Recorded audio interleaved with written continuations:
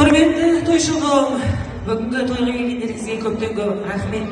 Біріншіден Алла разы болсын, барлықтарыңыздың тойларыңызда қайтсын.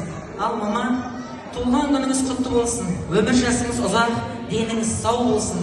Мынау көрінген ұл қыздарыңыздың рахатын көріп, әрқашанда ортамызда жарқырап, жайнап, шаршамай, ауырмай жүре беріңіз шапқылап. Ауыл мен қаланың ортасын жол қылып, немере, шөбере, шөпшек, немере сүйелі де нәсіп етсін Аллам.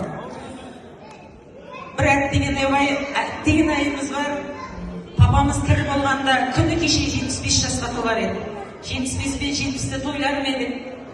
Бір аунап жатқан шығар, оқытып жатқан Құранымыз қабыл болсын, мынау жасап жатқан анамыз тойыңыз құтты болсын, әкеміздің көрмеген қызығын Алла қаласа немерелеріңіздің шөбере, шөпшек немененің алдында көре беріңіз, жүре беріңіз, шаршамаңыз.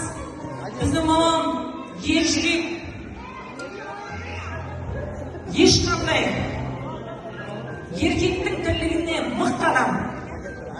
Папам айтады, сенің мамаң алтын адам. Менің еш нәрсе жасамасам да, осы аналарың сендерді асырап баққан деп көп айтатын. Барлық қиыншылығымызда да, жақсылығымызда да, барлығында жүрсіз аман жүріңіз әлдере. Деніңіз сау болсын. Көп рахмет. Алла разы болсын сіздерге. Тойларыңызда қайтсын.